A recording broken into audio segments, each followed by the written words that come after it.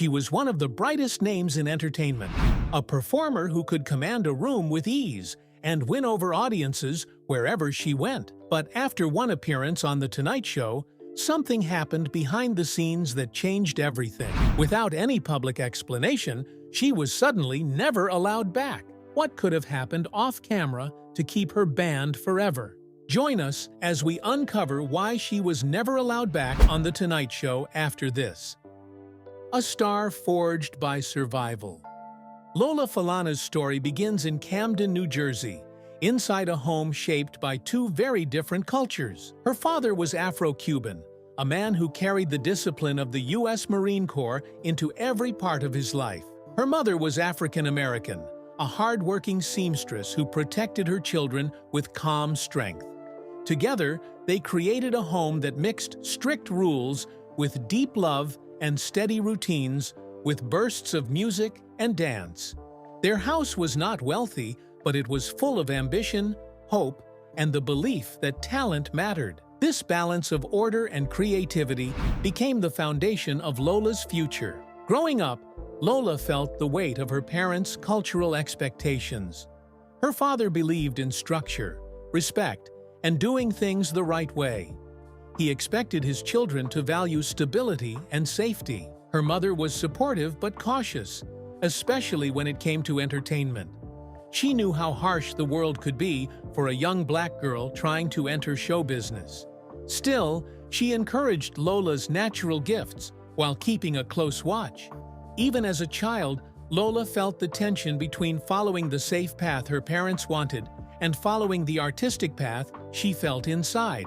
Lola's talent showed itself almost as soon as she could stand. She began dancing at age 3. She joined the church choir at 5, where people noticed her voice right away. By the time she reached her teenage years, everyone around her knew she had something special. She performed in neighborhood shows and small local events, and she treated every performance seriously. She worked hard at every skill she learned, whether it was a new dance step or a new vocal style. Her confidence grew, and so did the attention she received. In 1952, the Falana family moved to Philadelphia. Lola was still young, but the new city gave her even more opportunities to grow. She continued to perform, and her mother often escorted her to nightclubs where she danced for small crowds. These were adult spaces, but Lola carried herself with discipline far beyond her age. She attended school during the day and performed at night, proving she could manage both worlds at once. Her talent made people stop and stare, but her drive was what truly stood out. As she reached her later teen years, her desire to chase a real career became stronger than anything else. She could feel that something bigger was waiting for her if she dared to take a chance.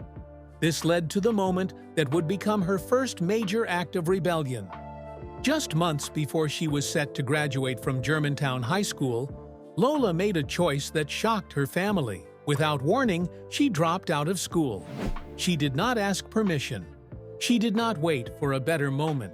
She simply followed her dream. Her parents were devastated. They worried she would be hurt, misled, or taken advantage of. They argued, begged, and warned her about the risks. But Lola would not change her mind. She left home and moved to New York City, hoping to break into the entertainment world. It was not glamorous. She often had no place to sleep and stayed in subway stations when she had nowhere else to go. She struggled for money, support, and safety, but she refused to turn back. Every day she looked for auditions, jobs, and anyone who would give her a chance to perform. Her determination became stronger than fear. Lola had no guarantees, but she kept going because she believed that one opportunity could change everything. And that moment finally came when the right person walked into the room. Destiny meets her on a Harlem stage. Lola's long nights in New York finally led her to the place that would change her life, a Harlem nightclub. It was not a fancy setting. The room was smoky, the crowd was mixed, and many people were there just to relax, drink, and listen to music. For Lola, though, this small club was everything. It was one of the few places where she could get on stage, show who she was, and hope that someone important might notice her. On one of those nights, someone important did walk in: Sammy Davis Jr. At the time, he was already a huge star. He was known for singing, dancing, acting, and for being part of the legendary Rat Pack. He was not there to look for new talent. He was just stopping by, like a regular customer. But when Lola walked onto the stage, everything shifted. Lola began to perform with the same energy she always gave, even when no big names were watching. Her voice was strong, her timing sharp, and her movement full of confidence. Sammy Davis Jr. looked up and really watched her.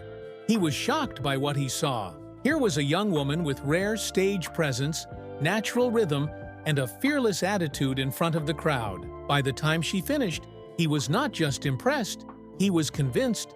He went to her and let her know, very clearly, that she had something special. He did not want to let this chance pass. He pushed for her to work with him, and he was serious about it.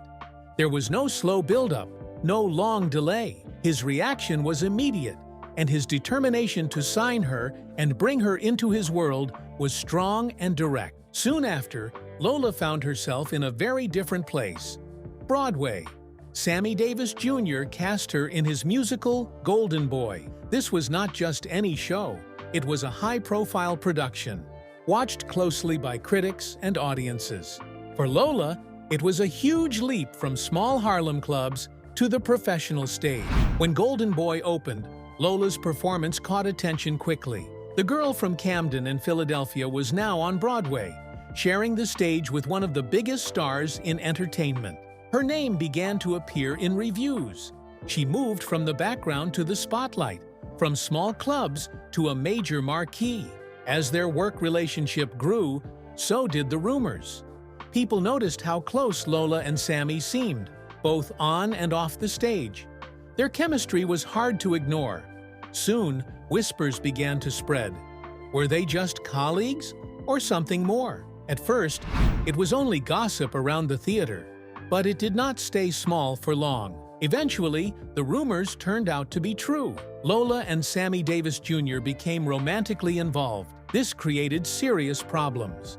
Sammy was married, and his affair with Lola was not just a private issue. It was a scandal in the public eye and a problem behind the scenes. Some Hollywood and show business insiders were angry and judgmental.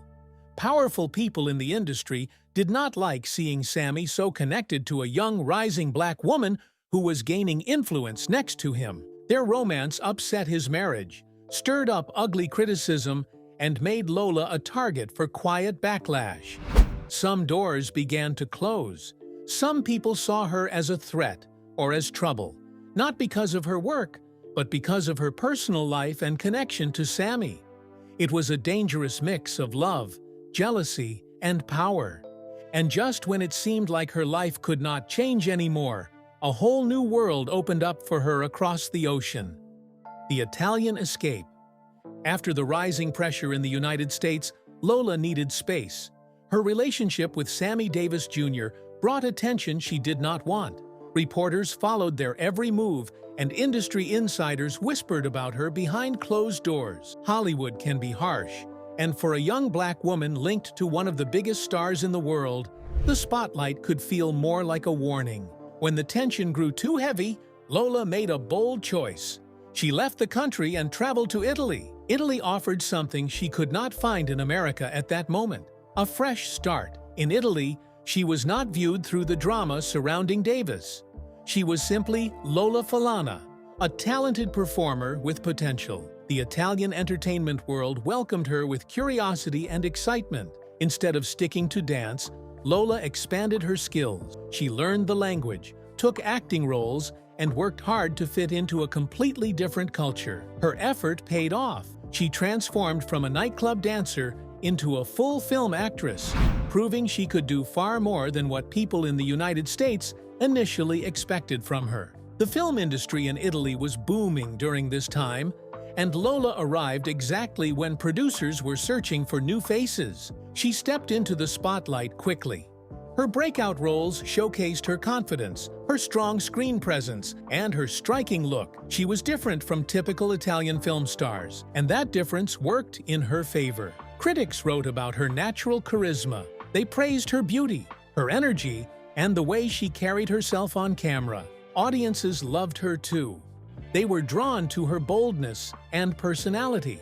Soon, Italian directors were competing to cast her in their projects. She became known for playing exciting, vibrant characters, and she stood out in every film she joined. Some people even began calling her the Black Sophia Loren, a huge compliment in a country where Loren was considered the ultimate movie icon. While the comparison was not always perfect, it showed how deeply Lola had impressed the Italian public. Her rise in Europe showed that she did not need Hollywood's approval to become a star. In Italy, she was judged by her talent and not by her personal life. She became part of a new wave of international performers who crossed borders and built audiences far from home. And when she eventually returned to the United States, she was ready to take over a whole new stage. Return to America. When Lola finally returned to the United States, she came back stronger, sharper, and more confident than ever. Italy had given her the time and freedom to grow. Now she was ready for a new chapter, and Las Vegas became the perfect place for her next transformation. Vegas was exploding with entertainment at the time, and Lola stepped into the city with a clear goal.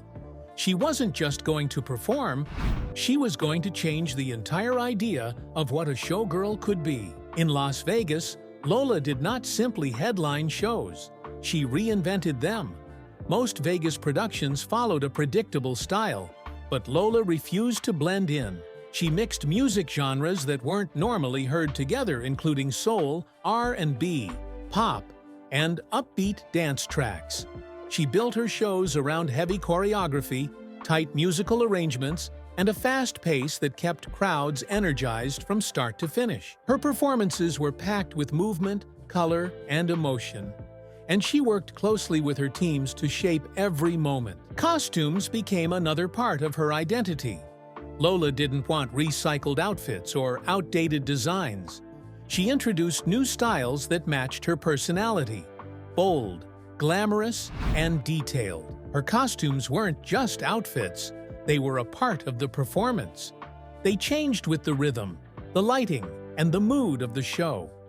She was deeply involved in designing them and gave input on every spark, feather, and jewel. She also took full control of her choreography.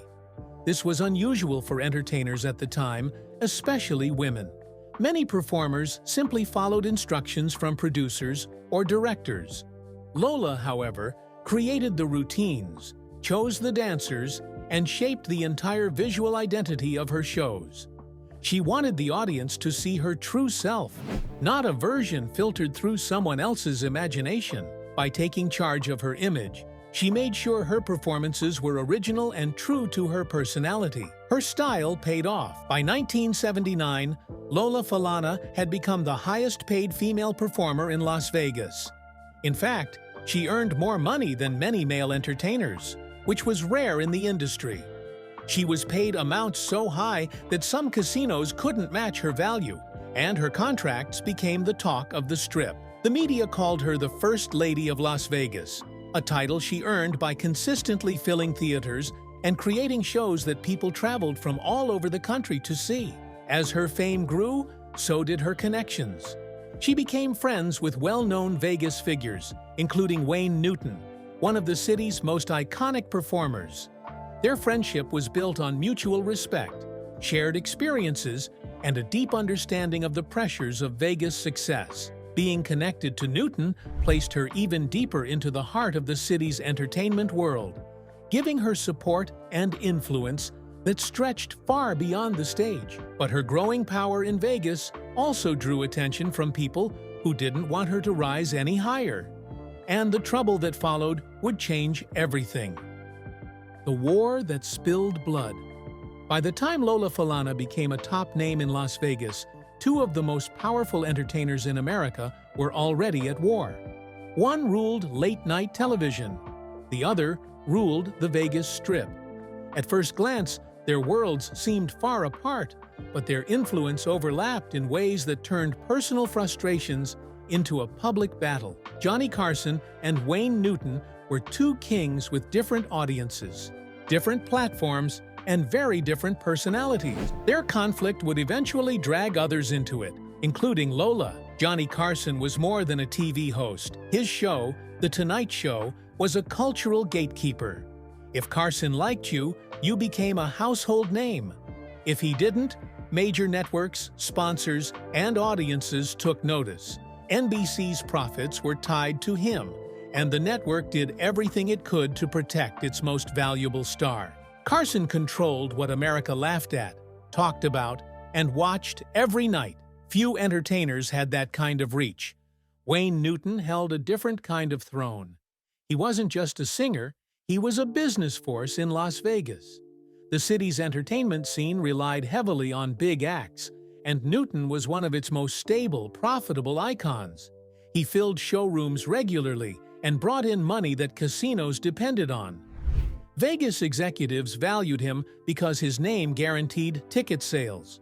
With casino profits tied to him, Newton's influence grew beyond the stage. He became a decision-maker in a town where entertainment and business were deeply connected. This created a strange balance. Carson controlled fame on television. Newton controlled fame on the Strip. Their empires rarely collided until one major business deal forced a conflict neither man could ignore. The center of their war was the Aladdin Hotel. The hotel had a history of mob-connected ownership, which created fear, lawsuits, and constant trouble. Newton eventually stepped in to take control, hoping to clean up its image and bring legitimacy to its business. It was a serious move, one that went far beyond being an entertainer. Newton was now a casino owner with real power. During this takeover, rumors began to spread that Johnny Carson had indirect financial interests in the hotel. According to whispers in the business community, Carson allegedly wanted to profit from the casino business without being directly involved with mob-linked ownership. If Newton took control, it meant Carson would lose influence or money tied to the property. Whether those claims were fully true or exaggerated, they spread quickly and created tension. As the Aladdin situation grew messy, lawsuits surfaced, mob speculation increased, and the media followed every twist. Carson reacted by using the biggest weapon he had: his monologue. Night after night, he made jokes about Newton. The jokes started small but soon became sharper, making fun of Newton's masculinity and personality. Since Carson's jokes reached millions, Newton began to look foolish in front of the entire country. For a performer whose business depended on reputation, this wasn't just comedy, it was a threat to his career. Newton tried to ignore the insults, but they continued for months. Eventually, he ran out of patience. One day, while NBC staff worked as usual, Newton arrived at the network's offices unannounced. Witnesses described him as furious and determined. He did not come to talk calmly. He confronted Carson directly, telling him to stop attacking his character on the show. People who were there claimed there was shouting, threats, and intense anger. Carson, who was usually in control on his own turf, was reportedly caught off guard. For once, he was not the powerful figure others feared. Newton's presence dominated the room, and Carson was left embarrassed in front of his own team. And soon, someone close to him, someone innocent, would pay the price for this fight. The side casualty. When the feud between Johnny Carson and Wayne Newton reached its peak, the fallout didn't stay between them. Someone who had nothing to do with the fight ended up suffering one of the harshest consequences. That person was Lola Falana. She was not part of the arguments, the business deals, or the behind-the-scenes pressure. Yet she became a target simply because of her friendship with Newton. To understand why, it helps to look at Carson's long-standing reputation. Johnny Carson was known for his charm on camera, but behind the scenes, he could be strict, controlling, and unforgiving. Many guests learned this the hard way. Carson had a habit of blacklisting people who upset him, even in small ways. These offenses were not major scandals or serious problems. Sometimes they were moments he interpreted as disrespect or behavior he personally disliked. Over the years, several celebrities ended up on his quiet banned list. Charles Grodin, for example, teased Carson during an interview, and Carson didn't appreciate it.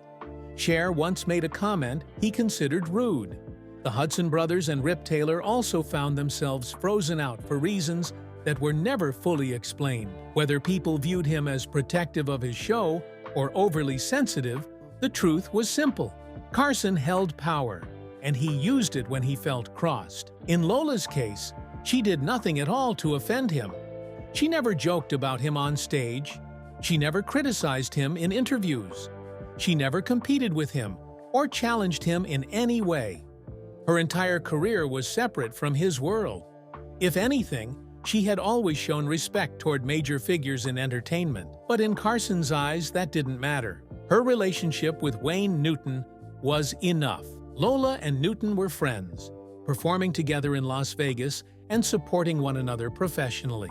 To Carson, who was already angry at Newton and unwilling to let the feud go, that friendship was viewed as taking sides. Newton had embarrassed him in front of his staff and publicly challenged him. Carson wasn't content attacking Newton alone. In his mind, anyone connected to Newton might as well be part of the same group, and so Lola was added to the list, quietly, firmly, and without explanation. She was simply told she would no longer be welcome on The Tonight Show while Johnny Carson was hosting. It was harsh, especially because she hadn't done anything to deserve it. She was collateral damage in a fight she never started. Being banned from The Tonight Show was not a small setback. For Las Vegas stars in the 1970s and early 1980s, television appearances were essential. Vegas acts depended heavily on national exposure to remind people across the country to buy tickets when they visited the Strip. A few minutes on Carson's stage could bring thousands of new customers. The show acted like a direct line to American households, and performers relied on that connection. And just when it seemed like navigating the industry was already difficult enough, life delivered a challenge she never saw coming. Her body betrays her. After years of building herself back up in Las Vegas, Lola Falana decided it was time to create the biggest performance of her career. She wanted a comeback show that would outshine everything she had done before. This wasn't going to be a simple production. It involved a massive budget, top-tier designers, new choreography, and a full creative team working around the clock. The hype around the show was huge. People in the industry talked about it as the next major Vegas event, and fans were excited to see Lola return stronger than ever. She was preparing something bold, flashy, and unforgettable. But right when everything looked ready, something unexpected happened. Without warning, Lola canceled the show. She didn't give a reason. She didn't reschedule it. She simply stepped away and then disappeared from the public eye. For days, no one knew where she was. Her team didn't release information, and her absence only fueled concern. For someone as professional and disciplined as Lola, this sudden silence was extremely unusual. She had never walked away from a commitment without an explanation. The confusion opened the door to rumors, and soon the newspapers jumped in with dramatic stories. Some papers claimed she had been threatened or pressured by people tied to the mob. Others suggested she had suffered a mental breakdown from the stress of planning such a large show while battling industry pressure. There were even headlines hinting that Johnny Carson had something to do with her disappearance, tying her situation back to the long-running tension between Carson and Wayne Newton. Then things became even stranger. A letter appeared claiming to be written by Lola herself. In it, she said she was hiding from a powerful figure in the entertainment industry. The letter was vague, emotional, and full of warnings. It spread quickly, adding to the sense of mystery. Was Lola in danger? Had she been silenced? Was someone controlling her career behind the scenes? Her manager quickly dismissed the letter, saying it was fake or exaggerated. But the damage was already done. The public loved a mystery, and Lola's disappearance became one of the most talked about stories in entertainment circles. The truth was unclear, and because no official explanation was given, People filled the gaps with their own theories. Even long after the rumors faded, that moment continued to follow her. Behind all the noise, the real reason for her disappearance was far more painful and life-changing. In 1987, doctors diagnosed Lola with multiple sclerosis, a chronic disease that affects the nervous system. The symptoms came suddenly and changed her life immediately. She began to lose her vision. Her speech became difficult, and her coordination weakened. Some days, she struggled to walk. Other days, she couldn't control her movements at all. Everything that made her a star, her movement, her precision, her ability to command a stage, was suddenly slipping away. The comeback show she had planned so carefully was now impossible. Her body could no longer handle the demands of rehearsals, dancing, or long performances. The diagnosis explained her sudden disappearance, but it also marked the beginning of a completely different chapter in her life. What she faced next was not a rumor or a scandal, but a real fight for her health and future. And even with this life-changing blow, Lola's story was far from over. The industry's ugly secret. When Lola Falana's health began to fail, something else started to fade too: the industry's interest in her. This was the moment when the truth about show business became very clear. For years, Vegas and television had celebrated her talent, beauty, and hard work. She filled theaters, brought in profits, and made producers look smart for hiring her. But once she was diagnosed with multiple sclerosis and could no longer perform at the same level, the admiration around her changed. It didn't turn into support, it turned into silence. The entertainment world has a long history of using people when they are at their best, then quickly moving on when they become difficult, less marketable, or ill. This is especially true for women, and even more so for Black women. Many are praised as long as they are profitable, glamorous, and physically strong. The moment they need help, the system often pulls away instead of stepping closer. Lola experienced this shift firsthand. Studios that once called her for appearances and roles stopped reaching out. The same people who had praised her as a star began to act as if she no longer existed in their plans. In Vegas, producers quietly backed away from future deals. They didn't want to risk investing in someone who might not be able to meet the heavy demands of nightly shows, even though she had already proven herself for years. No big public statement was made. No one went on record saying they were done with Lola. It happened in the shadows: canceled talks, unanswered calls, and generic responses. The message was clear: if she could not bring in money the way she used to, she no longer fit into their system. The industry that once marketed her as a queen now treated her like a past chapter. During all of this, one thing stayed the same: Johnny Carson's ban. Even as news spread about Lola's illness and decline, there was no public effort to make things right. Carson never invited her back. There was no show of kindness or respect toward a woman whose career his decision had helped damage. To viewers at home, it may have looked like nothing had changed. She simply didn't appear on his show. But to people who understood the business, it said a lot. In contrast, Wayne Newton quietly became the support many didn't expect. While others backed away, he did the opposite. He offered help, resources, and friendship. He stayed in touch, even when Lola could no longer benefit him professionally. Their connection was not just about the stage anymore. It was about loyalty and respect during her hardest years. If you'd like more videos that uncover the hidden side of entertainment history, make sure to like, subscribe, and turn on notifications so you don't miss the next one.